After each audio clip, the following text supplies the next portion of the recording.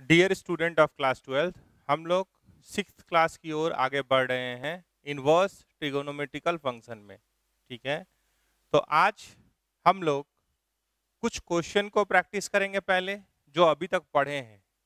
Theory को बार बार आपको video को रिवाइंड करके देखना पड़ेगा, और जितना चीज़ थ्योरी में पढ़े हैं उसको पहले यूज़ कर लेते हैं प्रॉपरली, फिर हम लोग थ्योरी ऐड करेंगे नेक्स्ट लेक्चर में।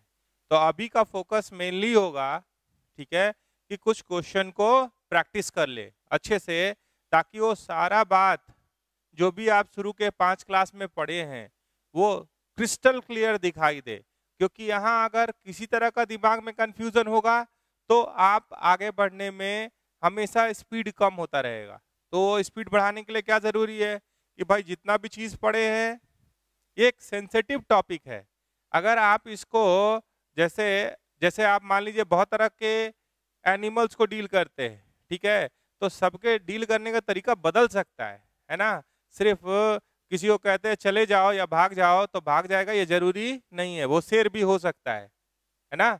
तो थोड़ा सा इस बात को समझिएगा कि एक हुआ जनरल वे टॉपिक को कैरी फॉरवर्ड करने का, उस पर भी आएंगे। जितना फॉर्मूला आप 11th में पढ़े हैं उसको सबको इनवर्स में लॉन्च किया जा सकता है, ठीक है।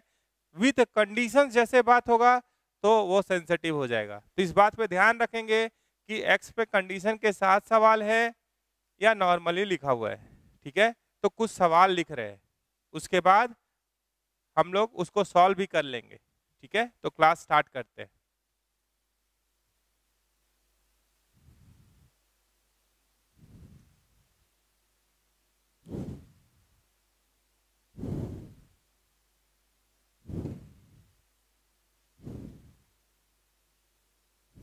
सवाल है आपके पास, evaluate the following, evaluate the following, ठीक है। पहला सवाल है आपके पास, साइन इनवर्स, साइन ऑफ, पहला सवाल आपके पास साइन ऑफ कॉस इनवर्स 3/5। दूसरा सवाल है कॉस ऑफ टैन इनवर्स 3/4। तीसरा सवाल है आपके पास sine of π/2 minus sine inverse -½ ठीक है। तो ये 3 सवाल है। मान लीजिए 4th भी ले लेते हैं, 5th भी ले लेते हैं, 6th भी ले लेते हैं। तो 4th सवाल है sine of π/2 minus sine inverse -√3/2। 5th सवाल है आपके पास sine of cot inverse x। ये 5 सवाल है आपके पास, ध्यान से देख लीजिए। तो आज के सवाल में क्या अंतर दिख रहा है, अगर ध्यान से देख रहे तो इनवर्स अंदर है। तो इनवर्स अंदर होता है तो पहले सवाल को टैकल कर लेते हैं और फिर उसके बारे में भी लिख देंगे, तो आसानी से आप समझेंगे, है ना। इनवर्स देखिए, इनवर्स फंक्शन अंदर है और बाहर ट्रिगोनोमेट्रिकल फंक्शन है। इनवर्स ट्रिगोनोमेट्री अंदर, बाहर ट्रिगोनोमेट्री बाहर। देखिए सब में क्या है। तो आज के सवाल का खासियत कहाँ से शुरू हुआ कि भाई हम लोग लास्ट डे एक लाइन लिखे थे कुछ ऐसा, f of f inverse x is equals to x होता है। कब इनवर्स पढ़े तो इनवर्स के हिसाब से जवाब दीजिएगा। एफ इनवर्स के अंदर है एक्स, तो जब x belongs to domain of f inverse, ये लिखे थे। इस पे ज्यादा बात नहीं हो पाया था, ठीक है। तो सवाल ही इसीलिए लिए है कि फोकस्ड होके हम लोग इस मुद्दे को भी क्लियर कर लें, ठीक है। तो अगर आप सवाल इसको देख पा रहे हैं तो यहाँ पे जो भी है, देखिए एफ के अंदर एफ इनवर्स होगा तो एक्स हो जाएगा, ये आपको दिखाई दे रहा है। लेकिन साइन के अंदर साइन इनवर्स नहीं है, साइन के अंदर साइन इनवर्स नहीं है। अगर आप फर्स्ट सवाल की ही बात कर रहे हैं मान लीजिए, तो यहाँ क्या है, साइन है, यहाँ क्या है कॉस इनवर्स 3/5 है। तो इस जगह पे आप इसको कॉस इनवर्स को किस में बदलना चाहते हैं, साइन इनवर्स में बदलना चाहते हैं। ये बात तो हुआ था, हमारे पास दो ग्रुप है, ग्रुप ए और ग्रुप बी। तो ये क्या है, ग्रुप बी से ग्रुप ए में कन्वर्जन करना है। तो उसके लिए एक लाइन हम लोग को अगर याद हो तो मेक आर्गुमेंट पॉजिटिव। तो यहाँ तो आर्गुमेंट पहले से पॉजिटिव दिया हुआ है, तो मतलब क्या है कि एक राइट एंगल ट्रायंगल यूज करना है और सारा काम हो जाएगा। तो आप ये जो अंदर दिख रहा है इसको थीटा मान लीजिए, cos inverse 3/5 is equals to theta, assume कर लिए। तो पे देख रहे हैं ये -1 से 1 के बीच में है, तो सब कुछ वैलिड है। तो कॉस थीटा कितना हुआ, हमारा सवाल क्या हो गया कि हमको साइन थीटा निकालना है। हमारा सवाल क्या हो गया कि हमको इसका नाम थीटा पड़ा, तो ये सवाल क्या हो चुका है कि भाई साइन थीटा बताओ, इतना ही ना।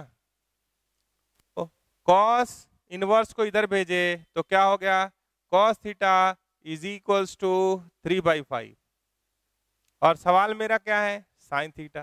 तो हर कोई सॉल्व कर सकता है। कैसे, एक राइट एंगल ट्रायंगल ले लीजिए, ले लिए, ये एंगल मान लीजिए थीटा ले लिए। तो it is the ratio of base bye hypotenuse. तो बेस कितना हुआ 3, हाइपोटेन्यूज कितना हुआ 5। पाइथागोरस लगाए, पाइथागोरस लगाए तो परपेंडिकुलर कितना हो गया 25 - 9 16, 16 का स्क्वायर रूट 4, ऐसे निकाल लिए। तो साइन थीटा क्या होगा, sine theta is equals to perpendicular by hypotenuse. तो आंसर क्या हो गया 4/5, खत्म कहानी। तो पहला सवाल हो गया। तो जो भी यहाँ है इसको अगर बहुत सारा टर्म होगा धीरे धीरे और बढ़ेगा अगर, तो क्या कीजिएगा इसको एज्यूम कीजिए, नेक्स्ट के पास जाइए, फिर नेक्स्ट के पास जाइए, ऐसे करके इसको डिसॉल्व आउट करने का कोशिश कीजिए। लेकिन साइन को कौन डिसॉल्व करेगा, तो साइन इनवर्स। तो हम लोग क्या किए, अगर ठीक से देखे तो साइन थीटा डायरेक्ट लिख दिए। अभी चाहते तो हम साइन इनवर्स 4/5 लिख सकते थे, theta is equals to sine inverse 4/5 लिख सकते थे। यहाँ डालते थीटा की जगह पे साइन इनवर्स 4/5, तो 4/5 आंसर हो जाता। अगले सवाल पे चलेंगे, दूसरा मिटाते हैं इसको। दूसरा सवाल है हमारे पास, कॉस ऑफ tan इनवर्स 3/4 ऐसा है, कॉस ऑफ tan इनवर्स 3/4। तो आप क्या यहाँ डेवलप करेंगे, तो tan इनवर्स में जो लिखा हुआ है अगर ये कॉस इनवर्स में लिखा जाए तो काम हो जाएगा। तो cos theta is equal to something निकालेंगे तो कॉस इनवर्स में लिखा जाएगा। तो आपको क्या करना है, ये अंदर वाले को थीटा मान लेना है। अब तो आप समझ रहे हैं, कल वाला ही बात आप अगर ध्यान से देख रहे हैं तो यहाँ भी वैसे ही चल रहे हैं, ठीक है। हाँ, तो tan थीटा क्या हो गया 3/4। और सवाल क्या हो गया, सवाल क्या हो गया कि भाई cos थीटा बता दो। थीटा क्या है, थीटा क्या है tan इनवर्स 3/4, tan थीटा क्या है 3/4, cos थीटा निकालना है। tan थीटा से cos थीटा निकालना है। tan थीटा आप क्या देख रहे हैं पॉजिटिव है, tan थीटा का वैल्यू पॉजिटिव है और आप इनवर्स में हैं, आप इनवर्स में हैं, तो यानी मामला फर्स्ट क्वाड्रेंट में रहना है। तो cos थीटा का ये वैल्यू क्या होगा, अगर tan थीटा पॉजिटिव है, tan थीटा पॉजिटिव है मतलब ये एंगल कहाँ का है, कॉरस्पॉन्डिंग फर्स्ट क्वाड्रेंट में एंगल है, फर्स्ट क्वाड्रेंट में एंगल है। तो cos थीटा भी क्या होगा फर्स्ट क्वाड्रेंट में ऑल पॉजिटिव होता है। तो यहाँ पे कुछ भी सोचने का जरूरत नहीं है, आप आगे बढ़िए, जल्दी से एक राइट एंगल ट्रायंगल ले लीजिए। ये क्या हो गया थीटा, ये किसका रेशियो होता है, तो परपेंडिकुलर बाय बेस का रेशियो होता है। तो ये कितना हो गया हाइपोटेन्यूज 5, पाइथागोरस यूज कर दिए। अब cos थीटा चाहिए, तो cos थीटा कितना होगा, तो बेस बाय हाइपोटेन्यूज। तो बेस कितना है 4 और हाइपोटेन्यूज कितना है 5। ये हो गया आंसर। आप इसको चाहते, इसी सवाल को अगर चाहते तो आप ऐसे लिख सकते थे कि भाई cos theta is equals to 4/5, तो theta is equals to cos inverse 4/5। तो ये सवाल क्या दिखता, cos थीटा दिख रहा था, तो ये ऐसा दिखता cos ऑफ cos इनवर्स 4/5। ये यूज कर लेते बराबर 4/5। क्यों? क्योंकि 4/5 lies in the domain of cos inverse. cos inverse x का डोमेन क्या है -1 से 1, तो ये -1 से 1 के बीच में है, तो ये आंसर हो गया। तीसरे सवाल पे चलेंगे, ठीक है, देख लीजिए।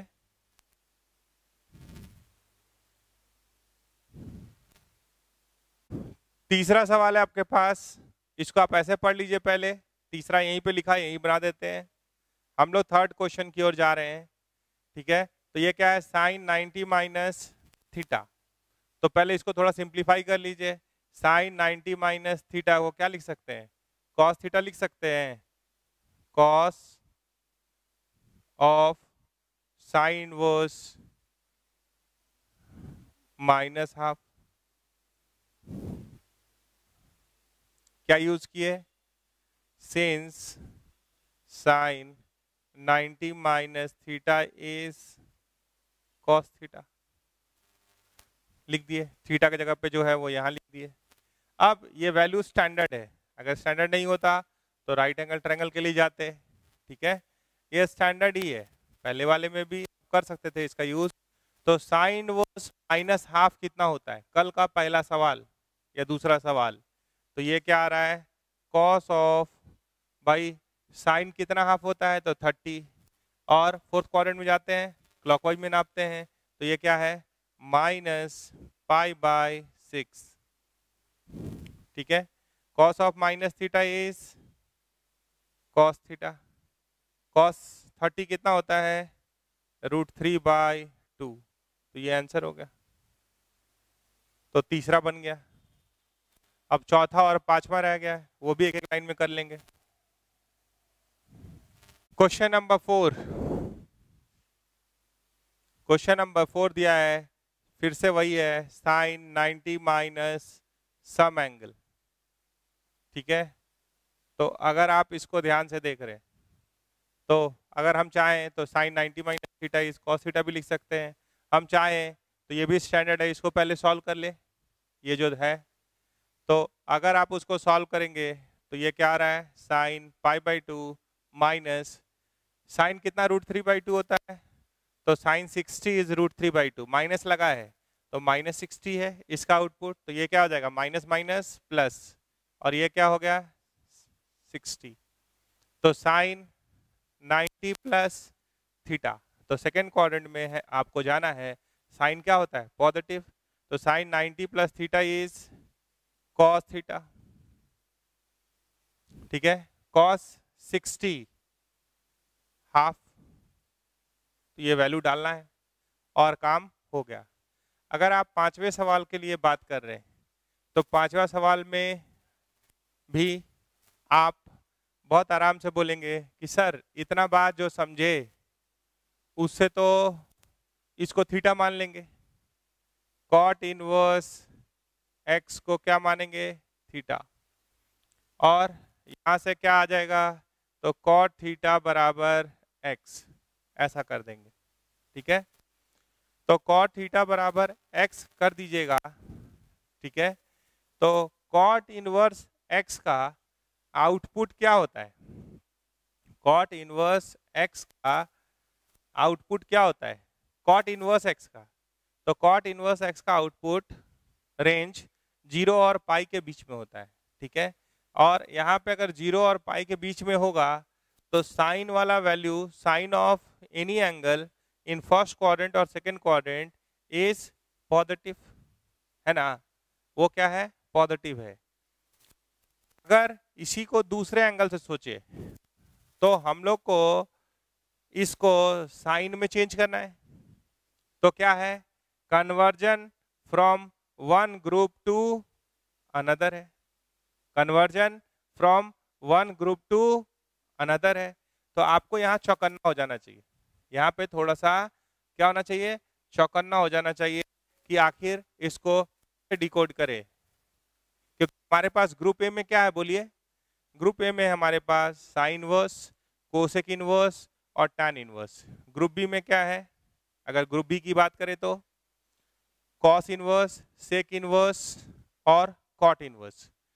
अगर आप आर्बिटरली इसको राइट एंगल ट्रायंगल से करना चाहते हैं, एक बार पहले उस जैसे किताब में जनरली दिखाई दे रहा है या कोई भी चीज दिखाई दे रहा है उसको पहले वैसे ही कर देते हैं, फिर हम लोग कहाँ सोचने पे जोर देना है इसका भी बात करेंगे। ठीक है, तो एक राइट एंगल ट्रायंगल ले लिए, ठीक है, एक राइट एंगल ट्रायंगल लिए तो ये क्या हो गया, थीटा। ये किसका रेशियो होता है, तो ये बेस बाय परपेंडिकुलर होता है। तो अगर इसका बात करेंगे तो ये कितना आएगा, root under 1 plus x square. तो आपसे अगर हम पूछे कि साइन थीटा कितना होगा तो आप तुरंत बोल देंगे कि भाई perpendicular by hypotenuse 1 by root under 1 plus x square. देख लीजिए ध्यान से, ये पॉजिटिव वैल्यूज है, ये पॉजिटिव वैल्यूज है, आप जल्दी से लिख दिए, काम खत्म हो गया, है ना। ये पॉजिटिव वैल्यूज सोचे कहाँ से, लेकिन यहाँ पे थोड़ा हमेशा चौकन्ना रहना है। क्या चौकन्ना रहना है कि इसका रेंज क्या है, 0 से पाई के बीच में, तो साइन क्या होगा, पॉजिटिव। ठीक है, अगर यहाँ tan होता, आप नॉर्मली राइट एंगल ट्रायंगल आप tan वाला भी पढ़े हैं, इनवर्स फंक्शन का भी पढ़े हैं, f of f inverse x, x होता है कब, जब x belongs to domain of f inverse. तो आप राइट एंगल ट्रायंगल यहाँ भी यूज कर रहे हैं, पहले भी यूज किए हैं, लेकिन थोड़ा सा बैलेंसिंग में हम लोग इसका ध्यान बना के सोचते भी हैं कि अच्छा तू बोलेगा तो कहाँ तक जाएगा, तो अच्छा 0 और पाई के बीच में रहेगा, मेजर स्लॉट वही रहेगा, साइन उस समय क्या है, पॉजिटिव। तो जो भी यहाँ से दिखाई दे वो कैसा दिखना चाहिए, पॉजिटिव दिखना चाहिए। ठीक है, अब दोनों हो सकता है तो उसके हिसाब से दो केस का भी बात कर सकते हैं। जैसे अगर आपको याद हो लास्ट क्लास में हम लोग बात किए हैं x greater conversion from one group to another का बात किए, वहां पे वेरी भी किया है चीज। ठीक है, दो केस लेते हैं, अगर one group to another conversion है तो क्या करते हैं, मेक आर्गुमेंट पॉजिटिव। यहाँ अंतर नहीं आया इसलिए किताब के हिसाब से लिख दिए। ऐसे यूजुअली हम लोग क्या करेंगे कि अगर ग्रुप बी से ग्रुप ए में कन्वर्जन है या ग्रुप ए के ग्रुप बी में कन्वर्जन है तो हम लोग पहले आर्गुमेंट को पॉजिटिव बनाएंगे। लास्ट क्लास में ये बात डिस्कस किया हुआ है। और सवाल लेते हैं माहौल को हल्का रखते हुए, ठीक है, आगे बढ़ेंगे।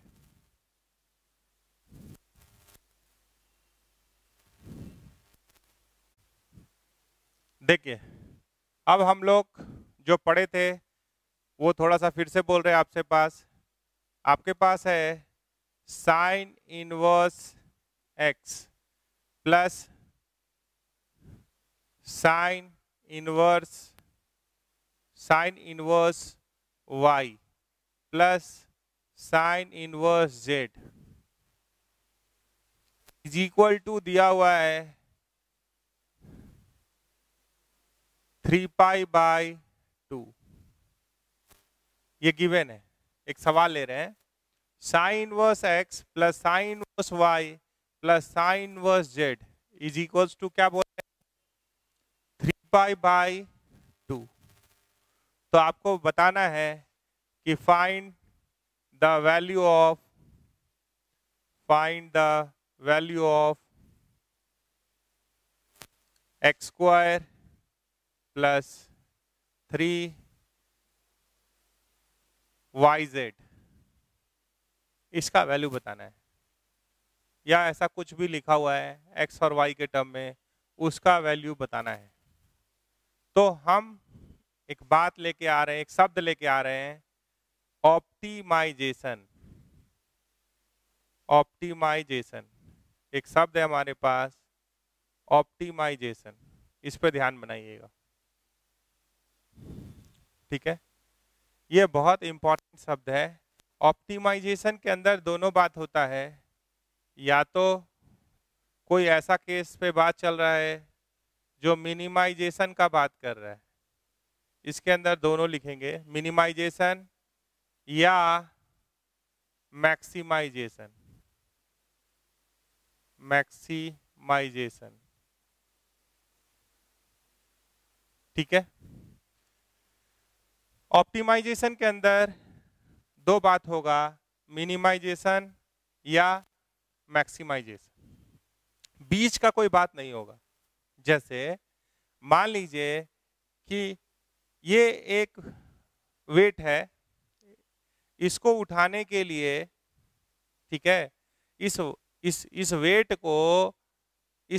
को उठाने के लिए अगर दो लोगों को अपना, दो लोग हैं और दोनों का ताकत मान लीजिए बराबर है, दोनों जब पूरा ताकत अपना लगाएंगे, 100% ताकत लगाएंगे, मान लीजिए पहला का ताकत x यूनिट, दूसरा का भी ताकत x यूनिट, तो इस पे जब 2x यूनिट का फोर्स लगाइएगा तभी ये वजन उठेगा, जमीन से उठेगा, ऐसा बात। तो पहला का मैक्सिमम ताकत x यूनिट है और दूसरा का भी मैक्सिमम ताकत x यूनिट है। तो अगर हम बोल रहे हैं कि इसको उठा लेना है, जमीन से उठा लेना है, तो ये तभी संभव हो सकता है जब दोनों अपना क्या करें, मैक्सिमम ताकत लगाए। क्योंकि अगर कंडीशन ही यही है कि भाई 2x यूनिट इसको उठाने के लिए चाहिए, कम से कम 2x यूनिट चाहिए इसको उठाने के लिए, तो दोनों को अपना मैक्सिमम ताकत लगाना पड़ेगा। फिर आप सोच रहे होंगे कि ये फोर्स का बात हो रहा है, कुछ मैथमेटिकली ही बोलिए, तो आप थोड़ा सा इधर आ जाइए, तब इसको बनाते हैं। साइन थीटा का रेंज आप जानते हैं, -1 से 1 के बीच में होता है। अगर हम आपसे बोल दें कि sine x plus sine y is equals to 2, ठीक है, तो साइन x और साइन y इक्वल टू 2 तभी हो सकता है, देखिए इक्वेशन एक है और वेरिएबल दो दो दिख रहा है, ठीक है, यहाँ इक्वेशन एक ही दिया हुआ है और वेरिएबल 3 दिख रहा है। तो आप ये बात जानते हैं कि भाई वेरिएबल जितना इक्वेशन उतना, तब आप सॉल्व करते हैं चीजों को 1 बाय 1 इक्वेशन मिक्स करके, अन्यथा सोचने का तरीका बदलना होगा, ठीक है, तभी कोई संभव बात बाहर निकल के आएगा। तो अगर sine x plus sine y equal to 2 है, तो इसको भी 1 होना पड़ेगा और इसको भी 1 होना पड़ेगा, तभी संभव है कि ये दोनों का जोड़ क्या हो, 2 हो जाए। क्यों? अगर ये 0.9 हुआ तो ये 1.1 तो नहीं हो सकता है। तो ये किसका केस है? ये भी ऑप्टिमाइजेशन का केस है। अगर आप इसको सॉल्व करने के लिए बोलिएगा तो ये सॉल्व करने के लिए कौन सा वर्ड हम यूज करेंगे? ऑप्टिमाइजेशन। आप मान लीजिए यहां पे ये भी बोल दिए कि x, y लाइज बिटवीन, मान लीजिए 1 मिनट लिख दिए, अगर नहीं भी लिखना है तो उस पर बात हो सकता है, 0 से π/2। तो ये दोनों का जोड़ 2 हो और आपका सवाल क्या है यहाँ पे, find tan x/2 plus cot y/2। आप बोल रहे हैं इसका वैल्यू निकाल। तो चाहे ये सवाल हो या वो सवाल हो, वो सवाल आप बनाए हैं, इसीलिए इसको बनाने से पहले हम वहां गए। तो ये ऑप्टिमाइजेशन का केस है। Sine x plus sine y equal to 2 तभी हो सकता है जब साइन एक्स क्या हो, 1 हो और साइन वाई भी 1 हो। तो यहाँ से सिर्फ इक्वेशन देख के, मेथड ऑफ विजुअलाइजेशन यूज करके, साइन एक्स क्या हो गया 1 एंड साइन वाई भी क्या हो गया 1। तो अगर 0 से π/2 में बोलिएगा, कोई भी कहीं भी बोलते, जनरल सॉल्यूशन भी इसका हम लोग जानते हैं, इसलिए वो कोई बहुत बड़ी बात नहीं है। लेकिन अगर जल्दी से ऑब्जेक्टिव का जमाना है, अगर कोई स्टेट में, ये स्टेट के एग्जाम में, कॉमेड के या कोई भी एंट्रेंस में मान लीजिए अगर ऐसा कोई छोटा सा सवाल बनाता है तो आपको तुरंत जवाब देना चाहिए। तो आप बताइए x क्या बोल देंगे, π/2। क्यों बोल दिए π/2? क्योंकि हम लोग को 0 और π/2 के बीच में रहना है, ऐसा कुछ लिखा हुआ है। y भी π/2, ऐसा हो गया। तो वैल्यू किसका निकालना है?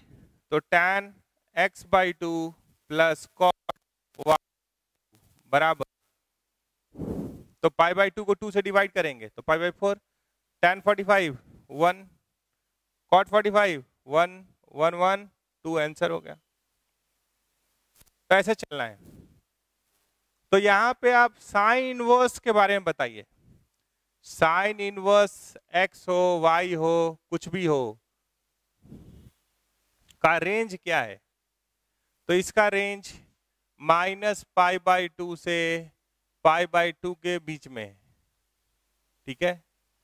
अब sign inverse x plus sine inverse y plus sine inverse z 3π/2 हो रहा है। तो तीनों अपना मैक्सिमम वैल्यू देगा तभी ना π/2 प्लस π/2 प्लस π/2 ही ना जुड़ के 3π/2 हो सकता है। अगर कोई थोड़ा कम देगा तो कोई π/2 से आगे तो जा नहीं सकता है। क्या है इसका मैक्सिमम वैल्यू? तो ऐसा बहुत सारा सवाल लिखा जा सकता है जो ऑप्टिमाइजेशन पे हो, देखने में लगे कि कोई बहुत बड़ा सवाल पूछ लिया गया हो और सॉल्व करने जाइए तो बहुत सिंपली सॉल्व हो जाता है। तो यहाँ पे क्या कंक्लूड हुआ इसका बात करें तो sine inverse x plus sine inverse y plus sine inverse z क्या हो, 3π/2 हो। तो ये तभी संभव हो सकता है जब ये π/2 दे दे, ये भी π/2 दे दे और ये भी π/2 दे दे, तभी तीनों का जोड़ 3π/2 को अचीव करेगा। कोई भी अगर एक कम देगा इससे तो कोई बढ़ नहीं सकता, इसके आगे नहीं जा सकता, तो 3π/2 का बराबरी फिर नहीं हो पाएगा। एक ही केस है। और ये कौन सा केस की तरफ जा रहा है? ये मैक्सिमाइजेशन वाला बात हो रहा है। इसी तरीके से अगर -3π/2 अगर यहाँ होता तो हम तीनों को मिनिमाइज करते तभी अचीव होता, ठीक है। तो ये साइन इनवर्स x π/2 कब देगा? साइन इनवर्स x हो ये π/2 कब देगा? जब साइन को उधर ढकेले, साइन π/2 इज 1। सिमिलरली y बराबर 1, z बराबर 1। तो आपसे पूछा था वैल्यू, आपसे पूछा था x² प्लस 3yz, तो ये कितना आ गया? 1 का स्क्वायर 1 प्लस 3, आंसर इज 4। कितना भी बड़ा से बड़ा सवाल लिख दें ये बनेगा इतना ही से, ठीक है। तो ये मामला को कहाँ से लिंक करना है? देखिए वो पुराना जमाना 11th में जो ट्रिगो पढ़े, जो ऑप्टिमाइजेशन का बात वहां था कर दिए, इनवर्स में आया ऑप्टिमाइजेशन का बात किया, वो यहाँ कर दिए। आगे बढ़ते हैं नेक्स्ट सवाल की तरफ। ऑप्टिमाइजेशन में ही हम लोग 2 सवाल और ले रहे हैं जल्दी जल्दी बनने के लिए, जैसे cos inverse x plus cos inverse y plus cos inverse z is equals to 3π, find xy plus yz plus zx। तो ऑप्टिमाइजेशन पे डाउट कहाँ करना है? जब वेरिएबल्स ज्यादा दिख रहा है, इक्वेशन कम दिख रहा है ना। तो अगर क्वेश्चन नंबर 2 की बात करेंगे तो cos इनवर्स x हो या cos इनवर्स y हो या cos इनवर्स z हो, रेंज क्या है? तो 0 से π। तो आपका जो सवाल है कि भाई cos inverse x plus cos inverse y plus cos inverse z क्या हो? 3π हो। तो ये मैक्सिमाइजेशन का फिर से सवाल बन रहा है। पाई पाई पाई अगर जोड़ेंगे तभी ना 3π आएगा। तो ये क्या हुआ? पाई प्लस पाई होगा, एक ही केस आ रहा है, ठीक है। तो अगर आप ध्यान से देखेंगे तो तीनों अगर पाई के बराबर है, जैसे कॉस इनवर्स एक्स क्या हो, पाई के बराबर हो, यानी एक्स क्या हो, कॉस पाई हो। सिमिलरली वाई भी कॉस पाई, जेड भी कॉस पाई, तो एक्स का वैल्यू कितना आ गया, -1। सिमिलरली अगर ऐसे ही करेंगे तो वाई का वैल्यू भी -1 और जेड का वैल्यू भी -1। तो आपको किसका वैल्यू निकालने बोला है, x y plus y z plus z x, इसका वैल्यू निकालना है। तो -1 को जब -1 से गुना करेंगे तो ये क्या आ गया, तो ये हो गया 1, ये भी हो गया 1 और ये भी हो गया 1, तो आंसर क्या हो गया 3। समझ रहे हैं। अगर इसी में अगर यहाँ पे 0 लिखा होता, मान लीजिए एक और सवाल ले लें इसी में, यहीं पे चेंज करके, अगर यहाँ 0 लिखा होता तो वो मिनिमाइजेशन हो जाता। ये 0 + 0 + 0 ही 0 होगा, क्यों, क्योंकि ये किसके बीच में वेरी करता है, यहाँ लिखे हैं 0 और पाई के बीच में वेरी करता है। 1 मिनट देख ही लीजिए, अगर एक सवाल और इसी का बी करके दे रहे हैं, क्या दे रहे हैं कि भाई cos inverse x plus cos inverse y plus cos inverse z बराबर 0। तो आप देखें pi plus pi plus pi 3 पाई हुआ, तो मैक्सिमाइजेशन की तरफ गए, ठीक है। अब 0, तीनों का जोड़ 0 कब हो सकता है, देखिए ये भी 0 हो, ये भी 0 हो और ये भी 0 हो, तो ये क्या हुआ, ये एक ही केस आ रहा है। ये कौन सा केस है कि भाई मिनिमाइजेशन का केस है। कॉस इनवर्स एक्स का वैल्यू 0 और पाई के बीच में वेरी करता है, तीनों जब 0 होगा तभी तीनों का जोड़ 0 हो सकता है। देखिए ऐसा नहीं है कि 2 जगह प्लस 1 जगह माइनस, तब तो बहुत कहानी हो सकता है। क्या कहानी कि भाई ये तीनों नॉन नेगेटिव चीज का जोड़ 0 है, ये भी नॉन नेगेटिव है, ये भी नॉन नेगेटिव है और ये भी नॉन नेगेटिव। नॉन नेगेटिव का मतलब क्या होता है, पॉजिटिव, 0 से पाई के बीच में है तो पॉजिटिव या 0, तो उसको क्या बोलते हैं, ये भी नॉन नेगेटिव, ये भी नॉन नेगेटिव, ये भी नॉन नेगेटिव। 11th में भी आप ये लॉजिक यूज किए हैं कि 3 नॉन नेगेटिव का जोड़ अगर 0 है तो सबको 0 0 0 ही होना पड़ता है। तो ये केस आया, यानी एक को अगर सॉल्व करें तो cos इनवर्स x = 0, तो इसको अगर यहाँ भेजेंगे तो x बराबर cos 0, cos 0 कितना होता है 1। सिमिलरली y भी 1 और z भी 1। तो ये एक एक्स्ट्रा सवाल लिखे, यहाँ पे नहीं लिखा हुआ था, उसको जोड़े हैं, इसको a कर दिए 2 का a और उसको 2 का b बना दिए, ठीक है। सवाल अभी भी वैसे ही है कि find xy plus yz plus zx, मान लीजिए, ठीक है। या कुछ और फाइंड करना है तो भी फाइंड कर सकते हैं। जब एक्स वाई जेड निकल गया तब तो कोई दिक्कत आती नहीं है। तो इसे बताइए x y plus y z plus z x, 1 1 डालिएगा तो ये भी 3 आ गया, कोई बात नहीं, दोनों 2 सवाल है लेकिन, ठीक है। अब हम लोग क्वेश्चन नंबर 3 है जो अभी थोड़ी देर पहले बनाए भी थे। ये क्या है, फिर से मैक्सिमाइजेशन का सवाल है, तो इसको मिटा देते हैं और उसको सॉल्व कर लेते हैं। देखिए फिर से 3 वेरिएबल, इक्वेशन एक ही है और हम लोग किसकी बात कर रहे हैं, हेडलाइन ऊपर लिख चुके थे ऑप्टिमाइजेशन, ठीक है। ऑप्टिमाइजेशन के अंदर 2 बात, या तो मिनिमाइजेशन या मैक्सिमाइजेशन, ठीक है। तो यहाँ पे जब आप ध्यान से देख रहे हैं sine inverse x plus sine inverse y plus sine inverse z 3π/2 है, तो साइन इनवर्स एक्स का बात करेंगे तो किसके बीच में वेरी करता है, -π/2 से π/2 के बीच में वेरी करता है, ठीक है। तो जब आप इसको ध्यान से देख रहे हैं, ठीक है, तो 3 का जोड़, इसका मैक्सिमम वैल्यू π/2, ऐसा 3 चीज का जोड़, तो मैक्सिमम का ही तिगुना मतलब क्या है, कि सबको मैक्सिमाइज होना होगा। 3 टर्म आया तो 3 गुना, अगर 4 आता तो 4 गुना लिख देते, 2 5 5 गुना लिख दिया। तो आपको जल्दी से समझना है अगर वेरिएबल क्या है, ज्यादा है और इक्वेशन कम है तो एक बार ऑप्टिमाइजेशन की तरफ देखिए, होपफुली देखिए वो जवाब, ठीक है। तो ये तभी संभव है जब तीनों अपना मैक्सिमम ताकत लगा दे, इसी केस में संभव है, तभी ये 3π/2 का बराबरी कर सकता है। तो जल्दी से sine inverse x is equals to π/2, तो x बराबर साइन π/2, यानी ये कितना हो गया, x बराबर 1।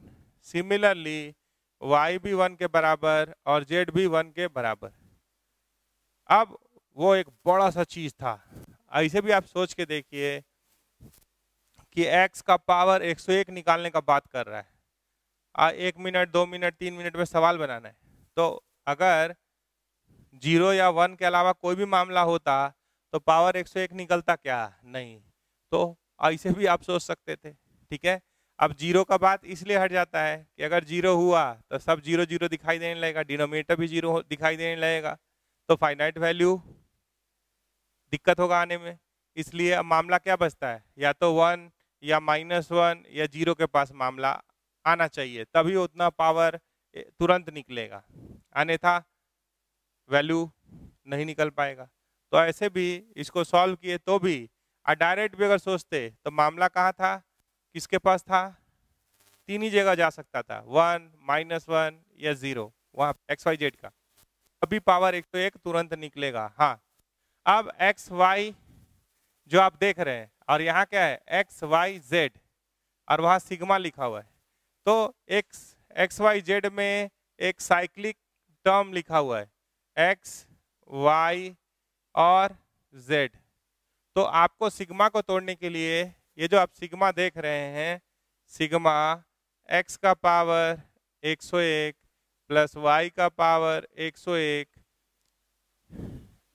इंटू x का पावर 202 y का पावर 202 बटा x का पावर 303 y का पावर 303 इंटू x का पावर 404 y का पावर 404। जो इसको देख रहे हैं तो पहला टर्म जो लिखा हुआ वो लिख दीजिए। जब दूसरे पे जाएंगे तो x अगर है तो x का जगह y लेगा, अगर y दिखेगा पहले में तो उसके जगह z आएगा, अगर z दिखाई देगा तो x के पास जाएंगे, 1 to 1 मूव करेंगे।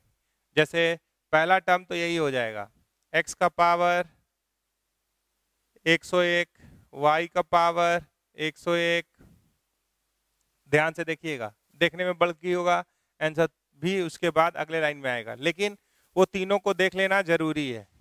पहला टर्म लिखिए x का पावर 202 y का पावर 202 बटा x का पावर 303 y का पावर 303, x का पावर 404 y का पावर 404। अब सिग्मा का हम दूसरा टर्म लिखने जा रहे हैं, तो जहां जहां x है वहां वहां क्या लिख दीजिएगा, y। तो ये क्या हो गया, y का पावर 101, y की जगह क्या लिख दीजिएगा, z। x की जगह क्या लिखिएगा, y, y की जगह पे क्या लिखिएगा, z। इसी तरीके से डिनोमिनेटर लिख दीजिए, x की जगह क्या लिखिएगा, y, y की जगह पे z, x की जगह पे y और y की जगह पे z। तो यहां तक पहुंचे। अभी साइक्लिक है XYZ में, तो एक बार और उसको मूव कराइए। अब जहां y दिख रहा है यहाँ, वहां क्या लिखिएगा, z, z के जगह पे x, ये हो गया न्यूमरेटर, y के जगह पे z, z के जगह पे x, y के जगह पे z, z के जगह पे x, y के जगह पे z, z के जगह पे x, ये लिख दिए। अब अगर आगे फिर से बढ़िए मिल जाएगा, देखिए z के जगह पे x मिला, x की जगह पे y मिला, z की जगह पे x मिला, x की जगह पे y मिला, z x की जगह पे y मिल रहा है, वही मिल रहा है। तो अब रुक जाना है, ये नहीं कि ऐसे ही जीवन भर लिखते रहना है। जैसे ही वो रिपीट होने लगे तो रुक जाना है। 3 बार XYZ में साइक्लिक सिस्टम है तो 3 तक मूव किए, अगर और 2 का साइक्लिसिटी होता तो 2 तक मूव करते। ठीक है, यूजुअली 3 से शुरू होगा साइक्लिक, क्योंकि दोनों लिख के ही देगा एक टर्म के अंदर। तो जैसे मान लीजिए अगर सिग्मा x लिख दिया और XYZ में साइक्लिक सिस्टम है तो आप क्या लिखिएगा, x plus y plus z. अगर 2 में होता तो x प्लस वाई पे रुक जाते। अब वैल्यू डालिए, देखने में इतना बड़ा लग रहा है, ठीक है, लेकिन अगर यहाँ पे 1 डालेंगे तो 1 का पावर 101, 1 प्लस 1 का पावर 101, 1 का पावर 202, 1 का पावर 202, 1 का पावर 303, 1 का पावर 303, 1 का पावर 404, यही चीज 3 का XYZ बराबर है। तो ये क्या हो गया, ये तो कैंसिल ही हो जा रहा है, तो ये कैंसिल होके 1 हो जा रहा है। 1 इंटू 3 इज 3 आंसर। तो देखने में लग रहा है कि जैसे कोई पहाड़ तोड़ने का काम किया है, लेकिन अगर ध्यान से देखेंगे तो इतना लिखते भी नहीं, आंसर पहले लिखते। ठीक है, तो सवाल पे नजर बना के रखिए कि अगर वेरिएबल बढ़ा तो इक्वेशन कम है, तो एक बार ऑप्टिमाइजेशन के बारे में जरूर सोचिएगा। ठीक है, आगे बढ़ेंगे। एक सवाल है, find the interval in which sign inverse x is greater than cos inverse x। तो sine inverse x cos inverse x के बाद हम लोग क्या पढ़े हैं कि भाई sign inverse x plus cos inverse x का जोड़ 5/2 होता है जब x -1 से 1 के बीच में होता है। तो अगर एक रिलेशन पता है आपको, ये दोनों में एक रिलेशन पता है, और अगर दो चीज यहां दिखाई दे रहा है और एक इक्वेशन आपको पता है, तो वेरिएबल को कम कर लेना चाहिए, या तो साइन इनवर्स में ले आइए या कॉस इनवर्स में ले आइए। ठीक है, तो हमारे पास सवाल है sine inverse x greater then cos inverse x। तो कॉस इनवर्स x को क्या लिख सकते हैं, ध्यान से अगर देखेंगे तो साइन इनवर्स x को छोड़ दिए इसको लिख सकते हैं 5/2 minus sine inverse x। Cos inverse x is equals to 5/2 minus sine inverse x। तो अब एक वेरिएबल आ गया, देखिए इधर लाकर जोड़ दिए 2 sign inverse x greater then 5/2। तो ये क्या बन गया, sign inverse x greater then 5/4। तो साइन इनवर्स x का बारे में आप क्या जानते हैं, साइन इनवर्स x का रेंज -π/2 से π/2 के बीच में होता है। साइन इनवर्स x का रेंज क्या होता है, -π/2 से π/2 के बीच में होता है। तो sine inverse x greater than π/4 बोलिएगा तो ऐसा नहीं है कि π/2 से आगे चले जाएंगे, हर हाल में π/4 से आगे जाएंगे, लेकिन इसको क्रॉस नहीं करेंगे। तो भले ही ये इतना दिख रहा हो, लेकिन अगर हमको इस क्वेश्चन को जल्दी से सॉल्व करना हो तो ये क्या आया कि भाई π/4 से ई ज्यादा होगा, लेकिन हर हाल में इस बात का ध्यान रखते हुए ये π/2 से छोटा या बराबर होगा। तो अब इनवर्स को टैकल करने के लिए, साइन इनवर्स को टैकल करने के लिए हम साइन इंसर्ट करना चाहते हैं। हम क्या करना चाहते हैं, साइन इंसर्ट करना चाहते हैं।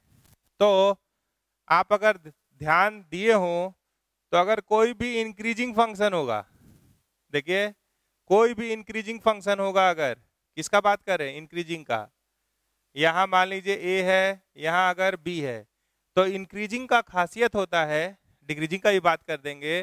किसका बात कर रहे हैं पहले? इंक्रीजिंग का, ठीक है। अगर इसका नाम y is equals to f x है, तो अगर आप बोलिएगा b बड़ा है a से, तो अगर इसका कॉरस्पॉन्डिंग आउटपुट आप चेक कीजिएगा तो ये क्या आएगा? f of a।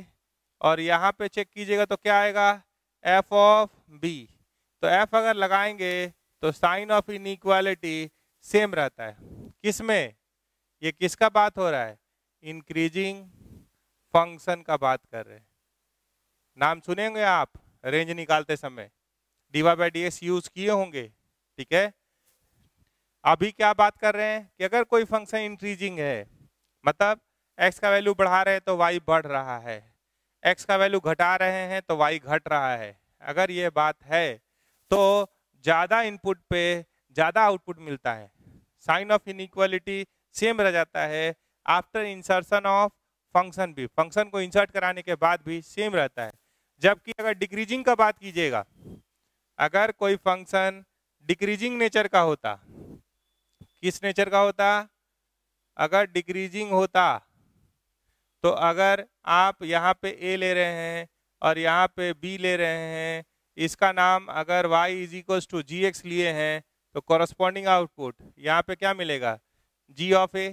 और यहाँ क्या मिलेगा? g of b। तो आप बोलेगा b ग्रेटर देन a है, b ज्यादा है a छोटा है। लेकिन जैसे ही आप इंसर्ट करेंगे g को, तो ये साइन ऑफ इनइक्वालिटी क्या होगा? चेंज करना पड़ेगा। तो डिक्रीजिंग में वो साइन ऑफ इनइक्वालिटी चेंज हो जाता है और इंक्रीजिंग में साइन ऑफ इनइक्वालिटी सेम रहता है। हम इसको साइन वर्स को टैकल करने के लिए साइन इंसर्ट कराना चाहते हैं।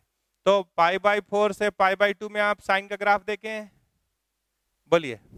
यहाँ कहीं π/4 और यहाँ कहीं π/2, आगे नहीं इंसर्ट करा रहे, इतने स्लॉट में देख रहे हैं। तो इतने स्लॉट में जब आप देख रहे हैं, बाकी को हटा दिए, बाकी को हटा दिए। ये किसका ग्राफ है? तो भाई y is equals to sine ऐसा ग्राफ है। कौन से स्लॉट में? π/4 से π/2 के बीच में। इसको नहीं लेना है, ठीक है। तो यहाँ एक व्हाइट बबल ले लिए, नहीं लेना है, छोड़ दिए। अब साइन अगर हम लगाएंगे इस स्लॉट में, तो साइन ऑफ इनइक्वालिटी सेम रहेगा, क्योंकि ये किस नेचर का है? इंक्रीजिंग नेचर का है। तो आप साइन लगाइए, तो ये क्या आया?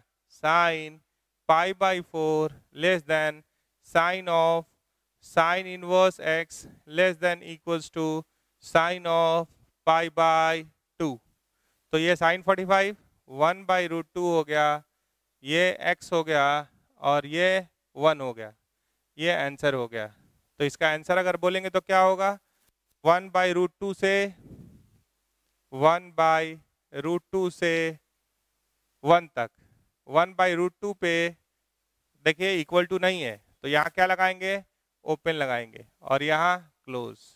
ये आंसर है, x बिलोंग्स टू 1/√2 से 1। ठीक है। तो यहाँ पे 2-3 बातों का ध्यान रखें।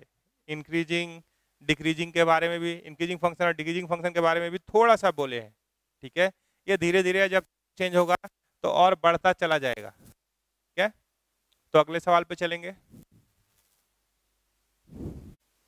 आपके पास नेक्स्ट सवाल है, solve for x tan inverse x का whole square plus cot inverse x का whole square is equals to 5π²/8। तो x का वैल्यू फाइंड करना है, ठीक है। कभी x का वैल्यू फाइंड करने के लिए भी आपसे पूछ सकता है, कभी आपसे नंबर ऑफ सॉल्यूशंस भी पूछ सकता है, ठीक है। क्योंकि x का वैल्यू अगर फाइंड करने बोलेगा, अगर वो ऑप्शन में अवेलेबल होगा, तो आप डायरेक्ट ऑप्शन से चेक कर लीजिए, एक पेज बच जाएगा आपका। कौन सा पास, कौन सा नहीं, कौन सा हो रहा है, कौन सा नहीं हो रहा है, उसके हिसाब से टिक कर सकते हैं। तो ये सवाल सॉल्व फॉर x जैसे आप देखें तो ये थोड़ा सा अगर लेंदी होता हुआ इधर से दिखाई दे रहा है, तो x का वैल्यू अगर आपके पास अवेलेबल है तो कोई भी इक्वेशन का सॉल्यूशन क्या होता है? जो उस इक्वेशन को सेटिस्फाई करे, ठीक है। तो आप इसको ऑप्शन ओरिएंटेड बना सकते हैं। अभी तो हम लोग सॉल्व कर ले रहे हैं, क्योंकि दोनों सवाल हमारे पास आ सकता है। नंबर ऑफ सॉल्यूशन निकालना भी पूछ सकता है, तब तो ऑप्शन में नहीं होगा, है ना। तो आपको x पे नजर बनाना है। तो सवाल किस पे है? tan इनवर्स x और cot इनवर्स x पे। आप बताइए कि इसके बारे में क्या पढ़े हैं। जो पढ़े हैं उसको इधर लिखिए, tan inverse x plus cot inverse x is equals to pi by 2 for x belongs to r ना, x बिलोंग्स टू r। तो इससे वेरिएबल कम कर लेंगे, स्क्वायर है, क्वाड्रेटिक के बारे में सोचेंगे। तो tan इनवर्स ज्यादा सुन रहे हैं, तो cot इनवर्स x को क्या लिख सकते हैं, पाई by 2 minus tan inverse x। और tan इनवर्स x बार बार लिखने से अच्छा क्या है कि हम क्या किए कि यहाँ तक तो tan इनवर्स x मान लीजिए लिख दिए, फिर इसको कुछ एज्यूम कर लेंगे। इसको बार बार लिखने से अच्छा क्या है कि इसको कुछ एज्यूम कर लेना। ये क्या हुआ, pi by 2 minus tan inverse x का square is equals to 5 pi square by 8। आगे बढ़ते हैं। अब हम बोल रहे हैं कि tan इनवर्स x को t मान लीजिए, tan इनवर्स x को क्या मान लीजिए, t। तो कम थोड़ा लिखना कम हो जाएगा, जो पूरा लिख रहे हैं उसकी जगह पे खाली t से काम चल जाएगा। तो ये क्या हो गया, टी स्क्वायर, ये क्या हुआ, पाई square by 4 plus t square minus 2b, तो 2 ये कट जाएगा, पाई t बराबर 5 पाई स्क्वायर बाई 8। एक बार अच्छे से देख लीजिए, t का square pi a square plus b square minus 2ab, तो 2 से ये कट गया, ऐसा आ गया। और tan इनवर्स x की जगह पे क्या डाल दिए, t। तो इसको अगर आप सिंप्लीफाई कर रहे हैं तो क्या मिल रहा है, तो t square plus t square 2t square minus pi t आ रहा है,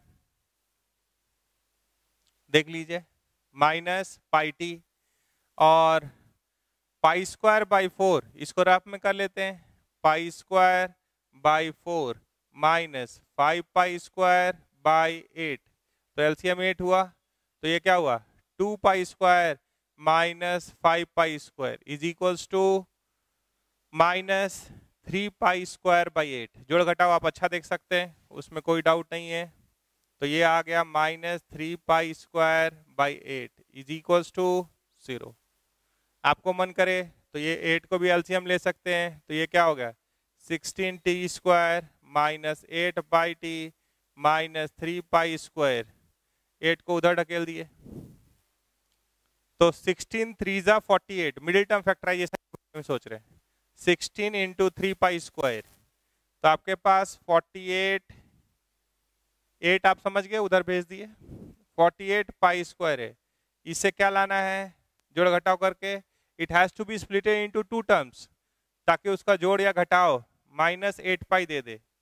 तो कैसे कर सकते हैं, 12 इंटू 4 इज 48 और माइनस 12 प्लस 4 इज माइनस 8, तो इसको कैसे तोड़ दें, 16 T square minus 12 pi T plus 4 pi T minus 3 pi square बराबर 0।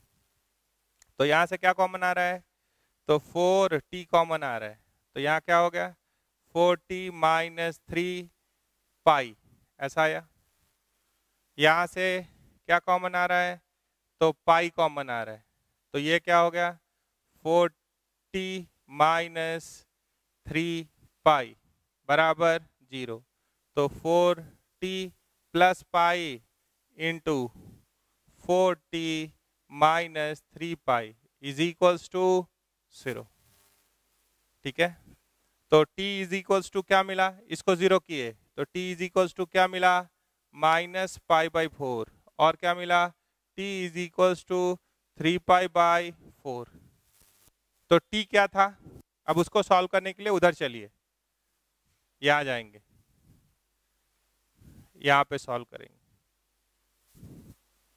t क्या था, माइनस पाई बाई, t क्या था, tan इनवर्स एक्स टी था। तो हमारे पास दो केस है कि भाई t बराबर माइनस पाई बाई 4 और दूसरा है t बराबर 3 पाई बाई 4। t क्या है, tan इनवर्स x, तो tan inverse x is equals to minus pi by 4। तो tan tan को उधर भेज देंगे तो क्या मिल जाएगा, x is equals to tan minus pi by 4 that is -1। आदत है, भेज दिए। आप बोलिएगा tan inverse x is equals to 3 pi by 4। आप बोलिएगा tan को उधर भेज दीजिए और सॉल्व कर दीजिए, लेकिन यहाँ भेजे, कुछ बोले नहीं, थोड़ा देर चुप रहे। लेकिन आपको ध्यान देना चाहिए कि tan इनवर्स x का रेंज क्या है, तो वो है -π/2 से π/2 के बीच में। तो इस समय आप ऐसे सॉल्व कर लिए, ठीक है, अच्छा बात है। लेकिन अगर वहां पे अगर वैसे करेंगे बोर्ड के एग्जाम में, अगर वो स्टेप दिखाई दे दिया कि tan को आप उधर भेज के वैल्यू निकाल के खुशी मना रहे हैं, तो मार्क्स कट हो जाएगा। क्यों? क्योंकि यहाँ 3π/4 है क्या? यहाँ 3π/4 है क्या? नहीं ना, π/2 से आगे मिलता है ना 3π/4। तो यहाँ क्या है, नो सॉल्यूशन। आप बोलेगा हम tan को उधर भेज देंगे तो सॉल्यूशन हो जाएगा। भैया पहला चीज हमेशा ध्यान में रखना है, इनवर्स में कभी भी मूव कर रहे हैं तो इनवर्स का डोमेन और इनवर्स का रेंज, खाली भेज देना हो जाता तब तो ट्रिगोनोमेट्री 11th वाला ही हो जाता, नया नहीं होता कुछ। तो यहाँ पे x का वैल्यू कितना मिला है, -1। तो सॉल्व फॉर x, आंसर क्या लिखिएगा, x इज इक्वल्स टू -1। आप कहिएगा वहां से भी वही आ रहा है। अरे भैया वहां से जो आ रहा हो ये करना ही नहीं है, इसको आगे बढ़ाना ही नहीं है। क्यों? tan इनवर्स x जब भी मुंह खोलेगा तो -π/2 से π/2 के बीच में करेगा, वो 3π/4 का बराबरी नहीं कर सकता है, इसलिए वहां कुछ लिखना जुर्म हो जाएगा, it will be literally crime. तो ऐसा काम मत कीजिएगा। आंसर मिलाने के लिए हम लोग नहीं रहते, जोड़ घटाओ आप बढ़िया कर सकते हैं, देख भी सकते हैं हर चीजों को, ठीक है, लेकिन ऐसा कोई ब्लंडर नहीं लिखना है कभी भी, इसीलिए उसको लिखे, इसीलिए उसको रोके, ठीक है, ताकि मार्क्स मिलने की जगह पे कटने लगे। आगे बढ़ेंगे तो आप जो भी ये बात हम लोग किए इस क्लास में, उससे सवाल पे अप्लाई कीजिए। सवाल पे कैसे जाना है, जो थ्योरी पढ़े हैं, जो भी थ्योरी आप पढ़े हैं, वो क्वेश्चन में कौन सा थ्योरी लगता हुआ दिख रहा है, जो लगता हुआ है वो सब लिख के यूज कर लीजिए। धीरे धीरे हो जाएगा कि जो यूज होगा, जो यूज करना होगा वही आप लेके आएंगे, ठीक है। तो जो लगा के सवाल बनाइए। इस क्लास का हमारा फोकस यही था कि सवाल कैसे बनता है। फिर जब आगे बढ़ेंगे तो जो बचा हुआ थ्योरी है उसको जोड़ देंगे, फिर कुछ क्वेश्चन करेंगे और ये सिलसिला चलता रहेगा, ठीक है। Thank you.